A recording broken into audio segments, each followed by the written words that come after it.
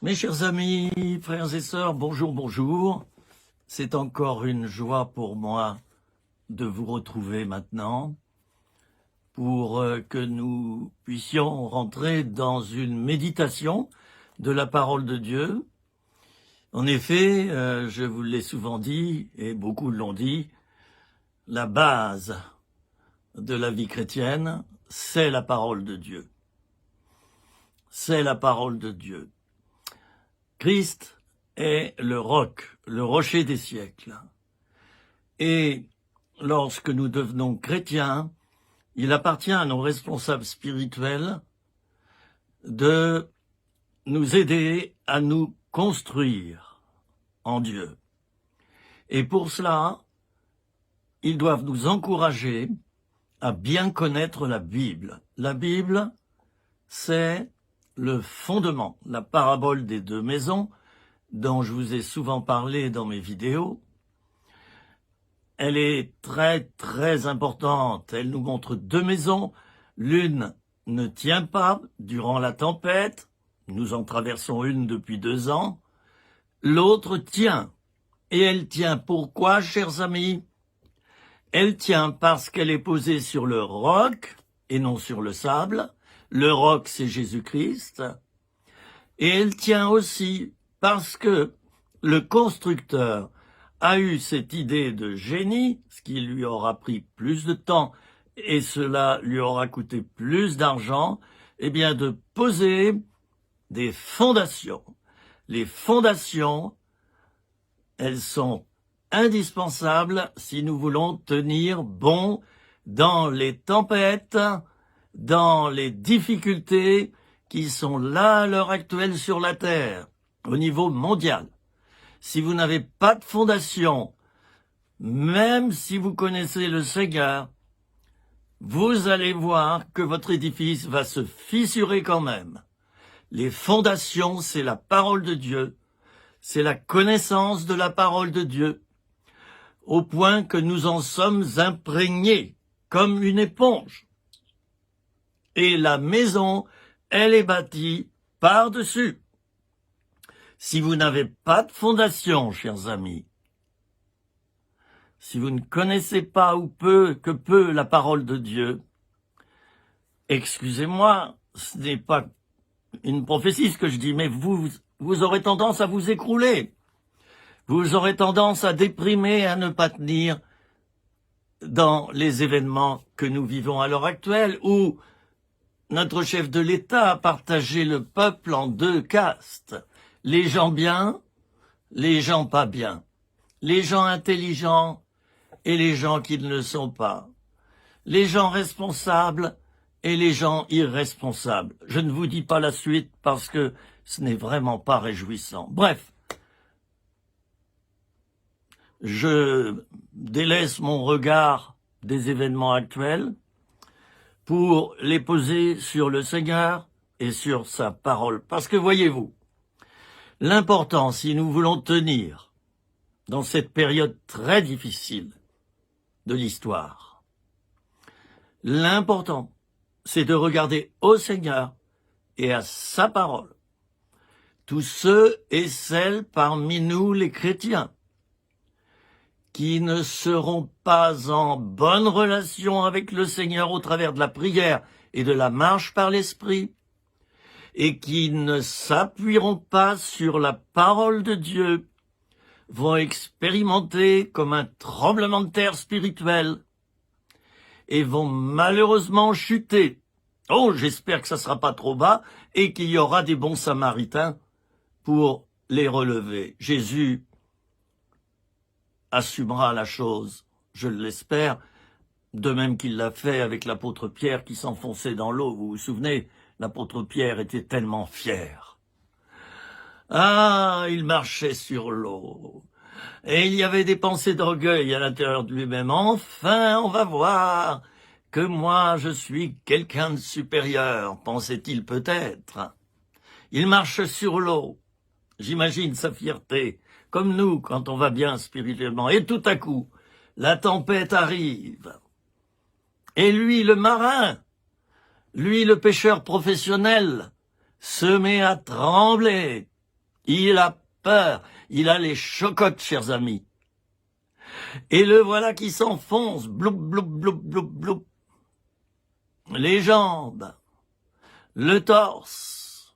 Et voilà que l'eau lui arrive ici, peut-être comme l'un ou l'autre, l'une ou l'autre de vous, chers amis. Peut-être vous êtes tellement dans l'épreuve. Il n'y a plus que la tête qui dépasse de votre épreuve, où vous respirez encore spirituellement et humainement. Il est temps de crier à l'Éternel. Alors Pierre s'enfonce, et là il n'a pas le choix. Il doit mettre son orgueil au porte-manteau. Au secours, Seigneur, aide-moi, sauve-moi. Et Jésus, qui connaissait bien son Pierre, le prend par la main et le tire jusqu'à ce qu'il soit dans sa barque à lui. Mon frère, ma sœur, d'abord, je t'aime. Ça, je voulais te le dire. Et je te le dirai encore. Je t'aime qui que tu sois, quel que soit ton péché, quel que soit ton degré de spiritualité, et même si tu ne connais pas encore le Seigneur, je t'aime. Et deuxièmement, j'aimerais te dire que Jésus sera toujours là, peut-être d'une manière in extremis, comme pour l'apôtre Pierre. Il enfonçait, il avait de l'eau jusque-là. Jésus sera toujours là pour te hisser dans sa barque, à lui, parce qu'il t'aime. Tu es son enfant, et il t'aime. Je veux dire, tu es l'enfant de Dieu, le Père. Tu es le frère de Jésus, et Jésus t'aime et te reconnaît pleinement. Il t'aime. Alors, aujourd'hui, je vous propose de découvrir combien Dieu est grand. Infiniment grand. Nous vivons, nous, à l'échelle humaine. À l'échelle de notre petite planète, et Thomas Pesquet et bien d'autres astronautes se sont rendus compte en étant à des milliers de kilomètres de la Terre. Quand ils ont pris les photos, ils se sont rendus compte, eh bien, comme la Terre est petite, finalement, dans l'univers. Dieu était infiniment grand, lui qui a créé le cosmos, toutes les autres planètes. Il a créé le Soleil, il a créé la Lune, et il a créé cette petite Terre. Dieu est grand, et je vous propose de réfléchir et de méditer maintenant sur ces trois axes. Dieu voit, Dieu entend et Dieu parle. Très important, ce thème. Celui qui a créé l'oreille a lui-même des oreilles. Celui qui a créé les yeux, eh bien, il voit. Il a des yeux, lui aussi. Alors, évidemment, nous voyons dans un champ de mire limité, lui, il voit tout. Et il entend tout. Quel grand Dieu! Il entend et il voit des millions, des milliards d'êtres humains à la fois. Vous vous rendez compte? Moi, je ne peux en voir que quelques centaines si je suis dans un stade, et je n'en vois pas le détail. Lui, non seulement il les voit en groupe, mais il les voit personnellement, un à un, et dans tous les détails. Il n'y a rien de caché qui ne vienne à découvert, nous dit la parole de Dieu. Jésus voit tout, même les détails que tu lui caches. Alors ça sert à rien de te cacher. Enfin, Dieu parle, lui qui a créé la bouche. N'oublions pas que le livre de la Genèse nous dit que nous sommes à l'image de Dieu. Nous sommes à son image, donc j'allais dire que je lui ressemble un petit peu, un tout petit peu, hein. Il y a un air de famille entre Dieu et moi, entre Dieu et toi. Il y a un air de famille. Eh oui, il y a une ressemblance. Il y a un air de famille entre la nature et Dieu, entre les animaux et Dieu, entre la création, les créatures et Dieu. Il y a un air de famille. Et par moments, j'en viens à ne pas comprendre ceux et celles qui ont 70, 80 ans et qui n'ont toujours pas fait le rapprochement. Moi, chaque jour, je fais une longue balade avec mon chien. Je suis à la montagne, à 950 mètres d'altitude, et je fais 1 heure de balade par jour. Je prends en photo chaque fleur, chaque plante. Je prends en photo le ciel qui est différent selon les moments où on le regarde. Chaque seconde, il change. La lumière change. Je prends en photo tout cela. Et c'est merveilleux, voyez-vous, je suis en train de découvrir un Dieu infiniment grand. Et plus j'observe la nature, les animaux et les êtres humains, plus je vois que je suis une toute petite tête d'épingle. Et pourtant, Dieu s'intéresse à moi. Il s'intéresse à toi, ami qui me regarde. Oui, regarde-moi, toi, oui, toi. Dieu s'intéresse à toi. Dieu connaît le moindre détail de ta vie. Oui, toi. Je m'adresse à toi, il connaît le moindre détail de ta vie. Il sait tout. Il est omniscient. Il peut tout, il est omnipotent. Tu le crois pas? Ça change rien. Tu le crois? Ce n'est que du bonheur. Parce que, n'est-ce pas, ça sécurise de savoir que Dieu nous voit, Dieu nous entend et Dieu peut nous parler à chaque instant. Dieu entend, il voit et il parle. C'est simple, c'est très simple. Je peux parler comme ça à un enfant et il va me croire, tout simplement. Et Jésus, voyant les disciples qui chassaient les enfants qui venaient à lui, a dit ceci, laissez-les venir à moi, les petits-enfants, car le royaume des cieux est pour ceux qui leur ressemblent. Mon Dieu, mais quelle claque! Quelle claque! La simplicité de l'enfant. J'ai déjà parlé de Dieu aux enfants. Ils écoutent, ils croient, et ils me bombardent de questions. Toi aussi, tu peux faire ça avec le Seigneur. Mais je t'en supplie, crois. Tu vas me dire, oui, mais je vois pas. Si Dieu était venu me voir et m'était apparu, je croirais en lui. J'aimerais te répondre ceci. Dieu est venu voir les hommes par Jésus-Christ, qui a vécu 30 ans dans le secret, dans le village de Nazareth, aux côtés de son père qui était charpentier. Qu'est-ce qu'on en a fait, nous les hommes, alors qu'il était Dieu? Qu'est-ce qu'on en a fait? On l'a mis à mort. Alors ne me dis pas que si tu voyais Dieu, tu croirais en lui. Tu lui dirais certainement, imposteur, va-t'en, tu te prétends Dieu. Ben oui, voilà ce que tu lui dirais. Heureux ceux qui ont cru sans avoir vu. La foi du charbonnier, tu connais? La foi simple, dépouillée, on l'appelle la foi du charbonnier. C'est celle-là que tu dois acquérir et c'est un choix. Soit tu te simplifies la vie, soit tu te compliques la vie.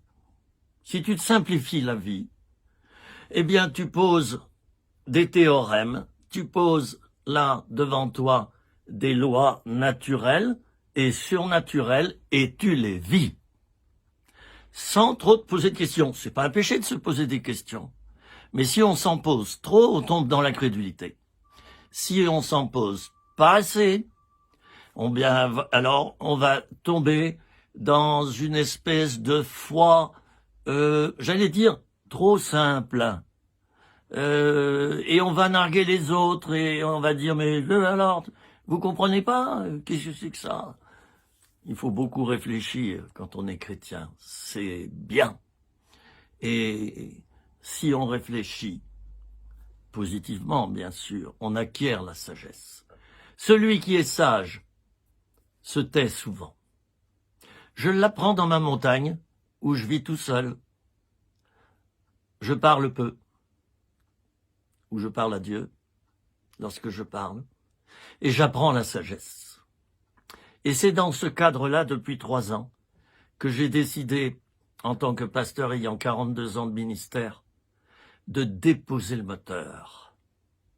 Totalement. Pendant 3 ans, une personne que j'affectionne particulièrement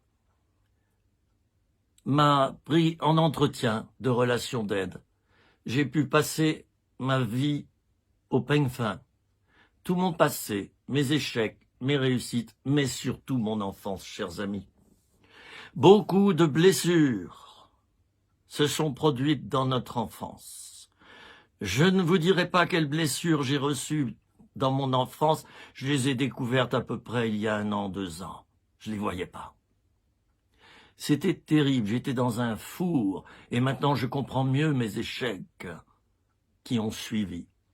Je comprends mieux ce que j'étais, à la lumière des blessures que j'ai reçues étant enfant. Oh, heureux êtes-vous, vous qui avez eu de bons parents, vous qui avez eu des frères et des sœurs qui vous ont respecté et aidé à grandir et à mûrir. Heureux êtes-vous, je n'ai pas eu cette chance. J'ai eu des parents qui m'aimaient, mais qui ne me le montraient pas. Heureux êtes-vous, vous qui avez grandi dans une famille fonctionnelle. Moi, j'ai grandi dans une famille dysfonctionnelle. La bonne nouvelle, c'est qu'au bout de 3 ans d'entretien, j'en ai eu un encore il y a 3 jours, j'ai guéri d'importantes blessures que j'avais encore à l'intérieur de moi.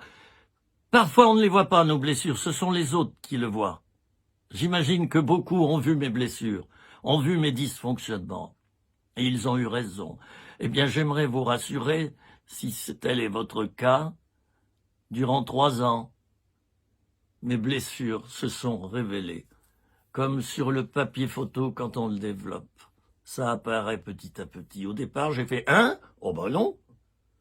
Eh oui, et Dieu m'a dit « Si, oui, c'est toi. » Alors j'ai traité mes blessures une par une. Et voyez-vous, je suis un homme nouveau. Je suis un autre homme. Croyez-le ou pas. J'allais dire que ça m'est égal. Mais je suis heureux le matin quand je me lève. Et toute la journée, je vis dans le bonheur d'être enfin moi-même. Ces blessures ont été guéries, traitées. Ça a pris 3 ans, les amis. Je ferme la parenthèse. J'en ouvre souvent pendant mes vidéos. Alors, mes amis, on revient à notre thème. Dieu voit, entend et parle. Nous lui ressemblons.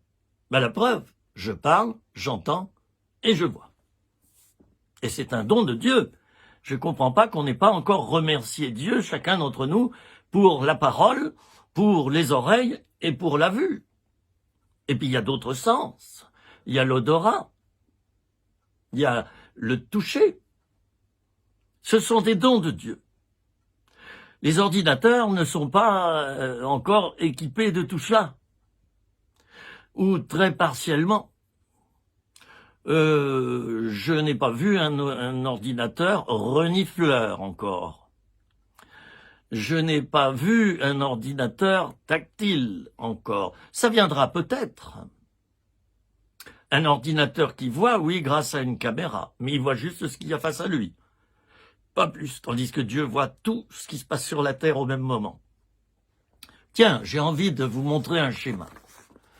Je l'ai préparé pour nous tout à l'heure. Vous allez me dire, qu'est-ce que c'est? Bien. Alors, regardez bien.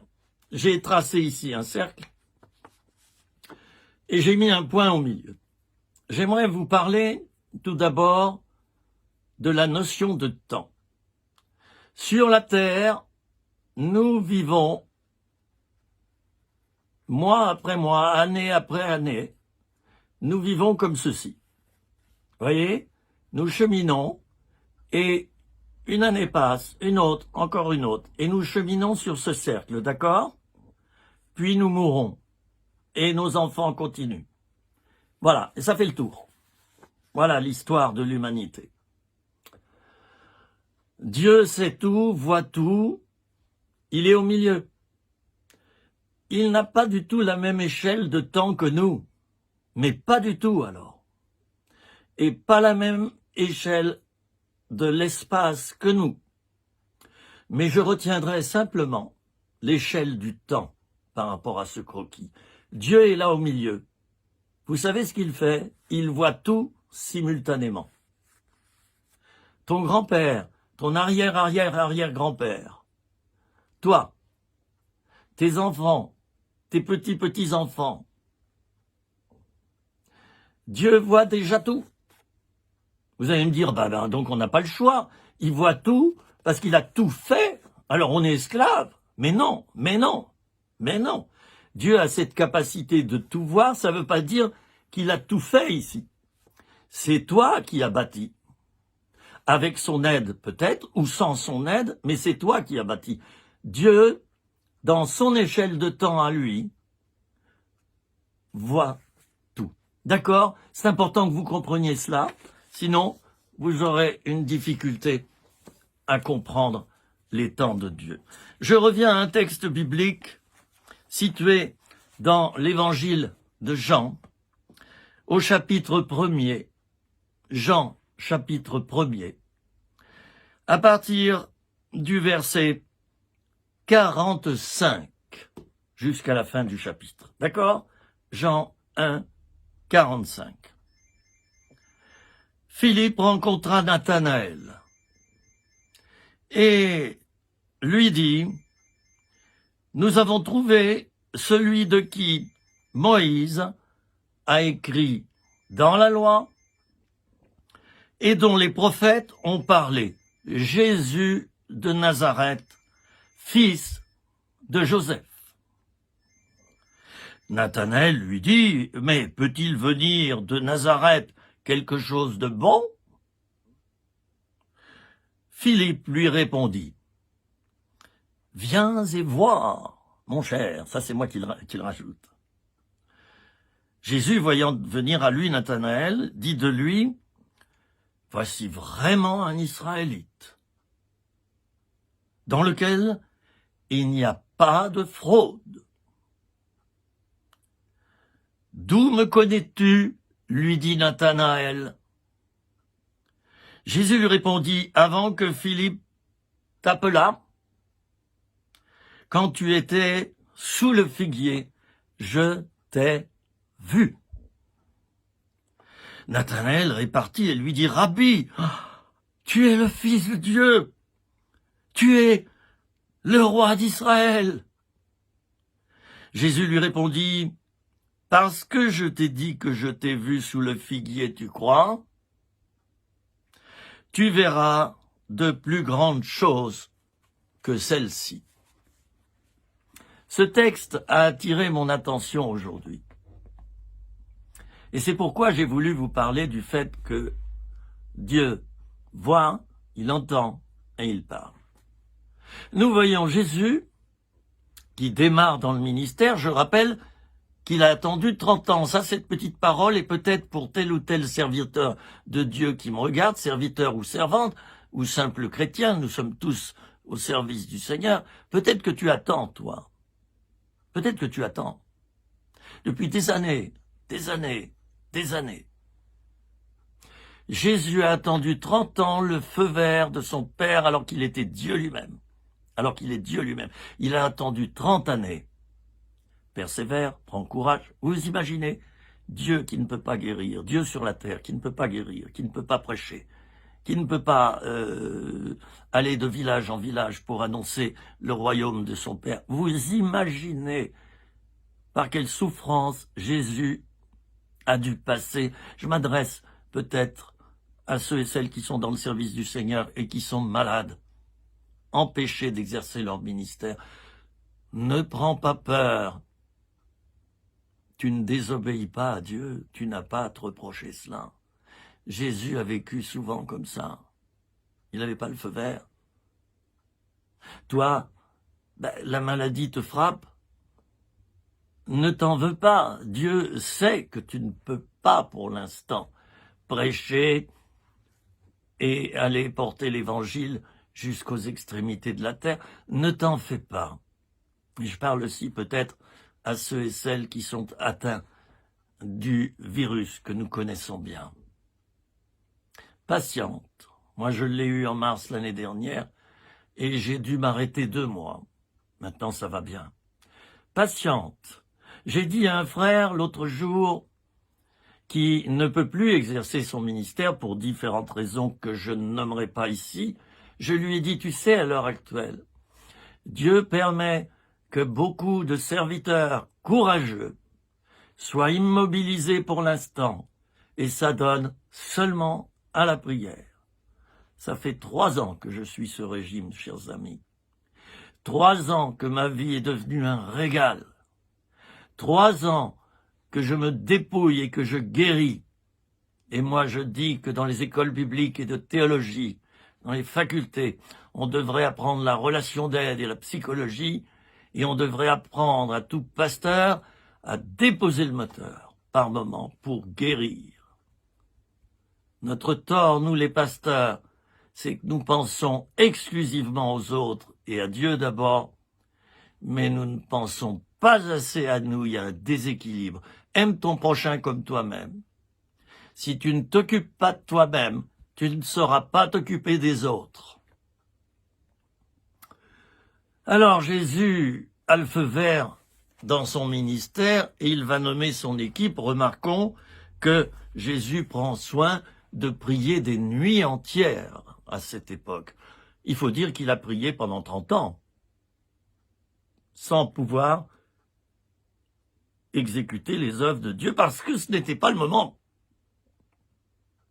Et nous, ça fait 2000 ans qu'on attend le retour du Seigneur. Il n'est toujours pas revenu. Je vous ai dit, ce n'est pas l'échelle de temps. Ce n'est pas la même échelle de temps sur la terre que dans le ciel. C'est pourquoi l'écrivain biblique dira un jour est comme 1000 ans et 1000 ans sont comme un jour. Ben oui, il y a beaucoup d'indices qui nous le prouvent. Alors ne maugrez pas parce que l'exaucement tarde. La Bible dit que si l'exaucement tarde ou si la prophétie tarde à s'accomplir, attends-la. Attends-la. Dieu ne parle pas en vain, ce qu'il dit, cela s'accomplit. Je reviens au texte que je viens de lire. Nathanaël, qui était sous le figuier. Jésus n'était pas présent. Et nous voyons donc André qui, je regarde à nouveau, je relis mon texte. Non, pardon, c'est Philippe qui rencontre Nathanaël. Et ben, ils ont une discussion ensemble. Et ensuite seulement, Philippe dit à Nathanaël, viens avec moi, viens et vois, viens, rends-toi compte par toi-même. Voyez-vous, chers amis, la puissance de la révélation de Dieu en nous est une forme d'évangélisation, une forme d'enseignement. Et cette puissance de révélation, elle est un miracle qui va amener des personnes à Christ. La Samaritaine s'est convertie aussitôt quand elle a entendu Jésus qui savait, sans la connaître, décrire toute sa vie. Alors Jésus dit à Nathanaël, « Oui, je t'ai vu, t'étais sous le figuier. » Ah, Nathanaël se dit, « Mais c'est pas vrai, pourtant il n'était pas présent, comment il a pu me voir ?» Puis ça va continuer.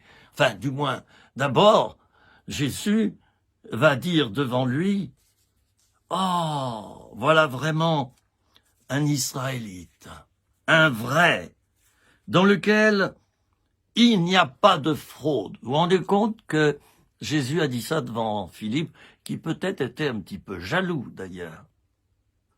Le point fort de Nathanaël, c'était que ce n'était pas un fraudeur, comme certaines personnes de nos jours à la tête de l'État. Je passe. Sujet épineux et difficile, je ne l'évoque pas dans ma vidéo. Ça ferait trop de vagues. Voyez-vous la puissance de Jésus, encore plus forte que celle qui guérit les malades. La puissance de Jésus, c'est que Jésus voit dans le cœur des personnes. Et il est capable, chers amis, de décrire en 10 secondes l'intérieur de la personne qu'il a en face de lui. Avez-vous reçu ce don? Avez-vous reçu ce don? Je ne parle pas d'un don de voyance. Ça, c'est interdit. Mais de même que Jésus voyait dans les cœurs, nous, plus nous allons avancer spirituellement, plus nous recevrons par intuition des révélations et nous verrons dans les cœurs. Personnellement, et je le dis sans me vanter, ça m'a beaucoup servi cela. Je vois quelqu'un et je connais déjà des choses sur cette personne. Et bien souvent, lorsqu'il y avait liberté avec cette personne, je lui ai dit, toi, et je le fais beaucoup avec des jeunes, ils sont sidérés d'ailleurs, toi, ça, voilà tes points forts. Développe ça, fais attention à ça. Ils sont scotchés, les jeunes. Moi, j'ai une grande capacité à leur parler, depuis ma conversion.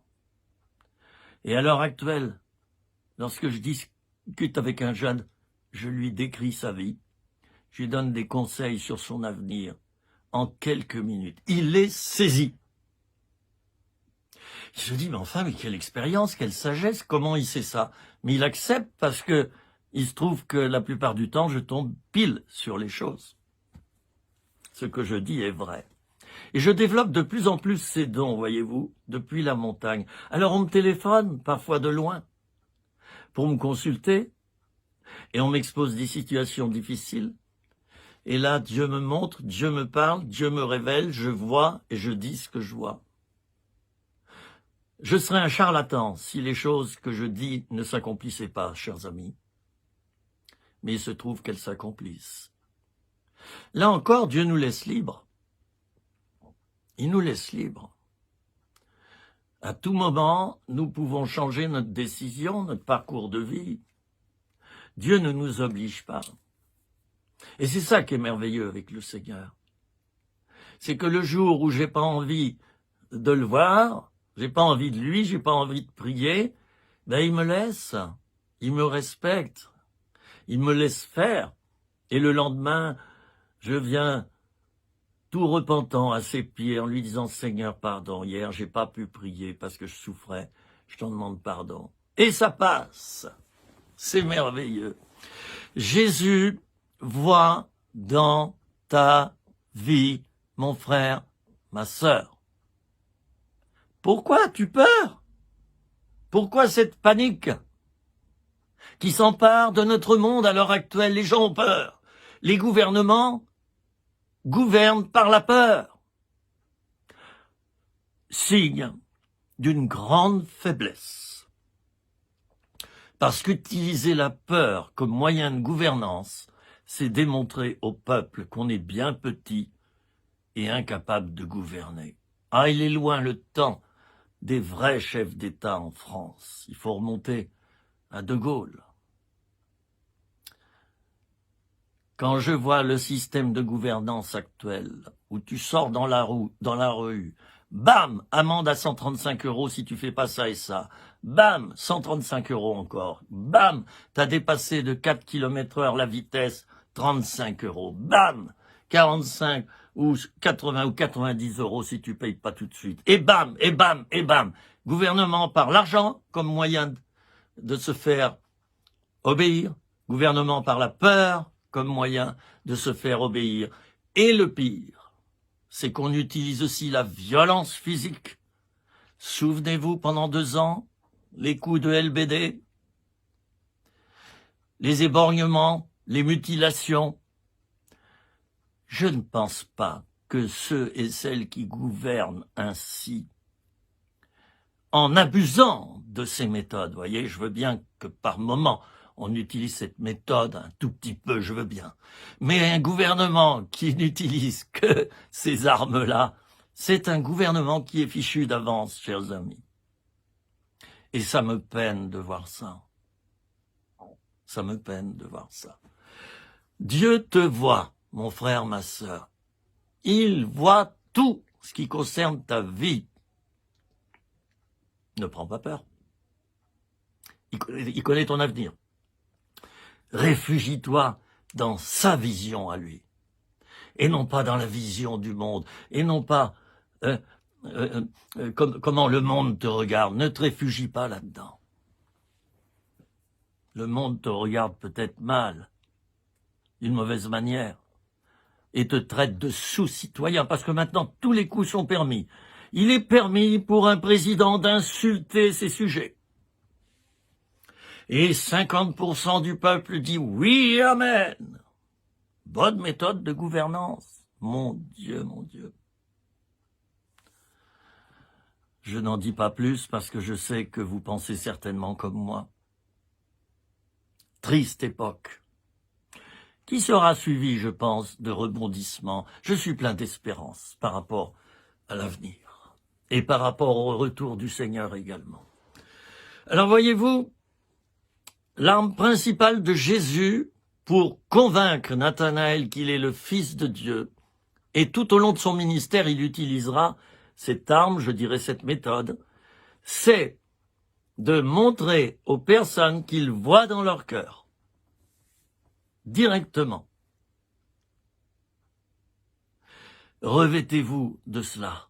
Demandez à Dieu cette capacité, j'allais dire cette sagesse, de pouvoir voir dans le cœur des gens à qui vous parlez. Un prédicateur, bien souvent, en plein milieu de son message, voit les besoins de ceux qui sont en face de lui. Bien souvent, il voit les besoins. Ça lui est donné d'une manière surnaturelle. Mais dans des entretiens, chers amis, développez ce don, qui est donné par le Saint-Esprit à tout chrétien d'ailleurs. Plus il avance, plus il voit clair, plus son discernement s'affine, plus il est capable de voir devant lui, et plus il est capable d'avoir la pensée de Dieu. J'espère que c'est votre cas. Plus vous avancez, plus vous voyez comme Dieu, plus vous entendez comme Dieu, plus vous parlez comme Dieu. Exercez vos oreilles spirituelles. Dans un entretien personnel, j'ai une oreille qui écoute la personne et l'autre oreille qui écoute Dieu. J'ai fait des milliers d'entretiens dans ma vie. Et lorsque j'ai découvert cette méthode, c'est là que j'ai vu du fruit. Une oreille tournée vers le cœur de la personne qui parle et l'autre oreille est tournée vers Dieu. Et Dieu te parle. Et Dieu te dit non, c'est pas ça son problème. C'est ce qu'il y a derrière ce problème. Et la personne, elle n'ose pas te le dire.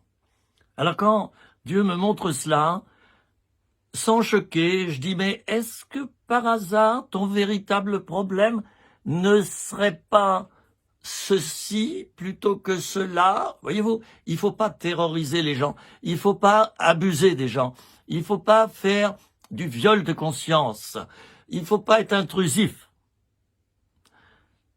Mais tu dois être fair-play. Et tu dois arranger les choses de telle manière que la personne puisse recevoir la vérité. Mes amis, le temps a tourné. Je vais bientôt achever ce petit enseignement. C'est vrai que je pourrais enseigner des heures, que je prépare peu ces vidéos, parce que c'est de l'abondance du cœur que la bouche parle. J'ai l'habitude, moi, depuis ma conversion, d'essayer de mettre en pratique la parole de Dieu. Puis, cette mise en pratique me rend compétent pour prêcher la parole. Ça a été ma méthode depuis que je suis converti. Oh, j'ai commis beaucoup d'erreurs. Et ceux qui me connaissent bien, vous êtes d'accord avec moi. J'en ai commis. Des vertes et des pas mûres, comme on dit. Mais j'en ai tiré de bonnes conclusions qui m'aident à revenir tout à nouveau, mais avec davantage de sagesse et de science du ciel. Mon ami, pour terminer, j'aimerais que tu abandonnes la peur, l'angoisse, l'anxiété.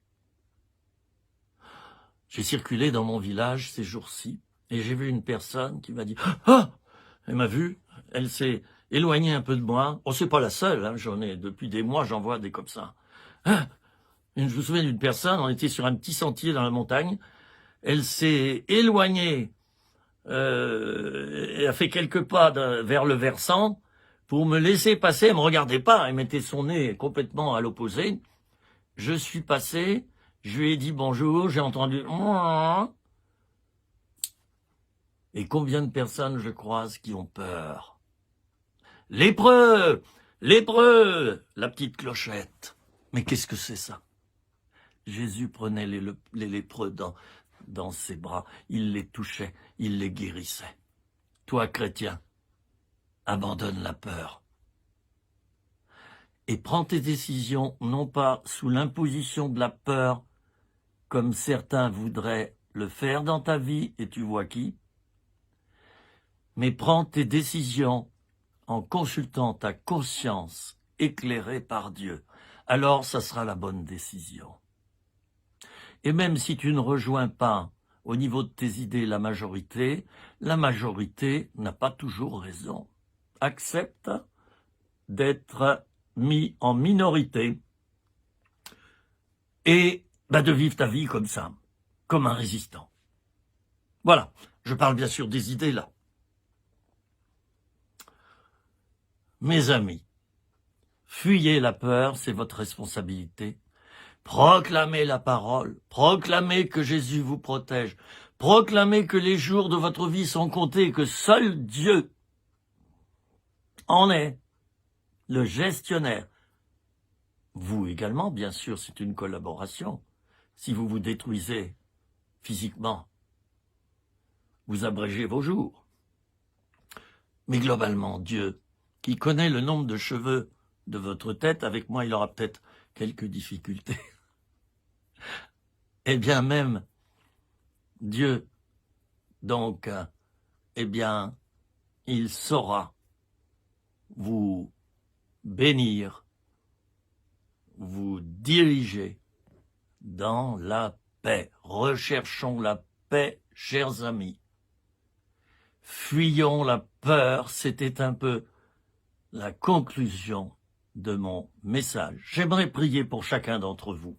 Et Dieu m'exaucera, parce que j'ai la foi qu'il m'exaucera.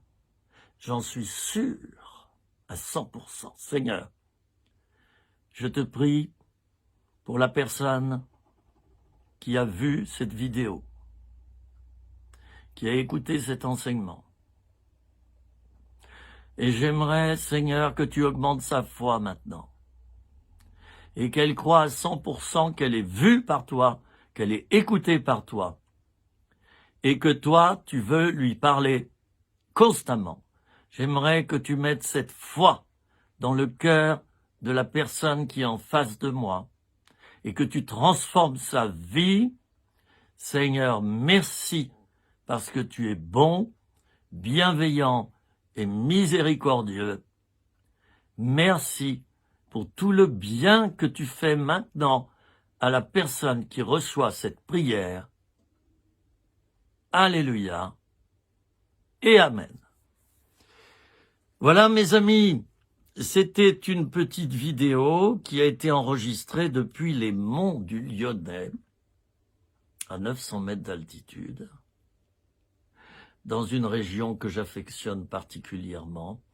Visitez-la, d'ailleurs il y a beaucoup de randonneurs par ici, notamment des Suisses et des gens qui viennent d'un peu partout.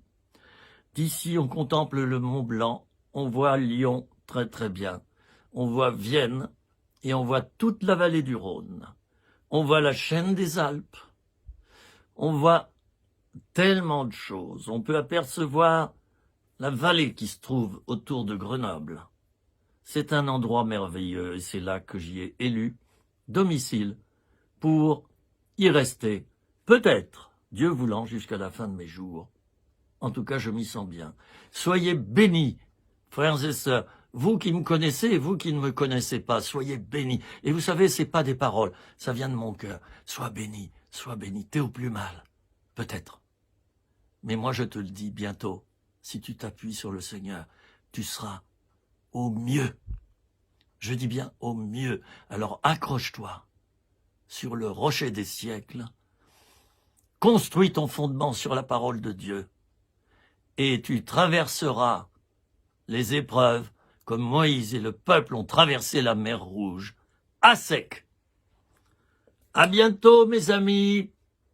Je vous salue fraternellement et je vous embrasse d'un saint baiser, comme dit la parole de Dieu. À bientôt.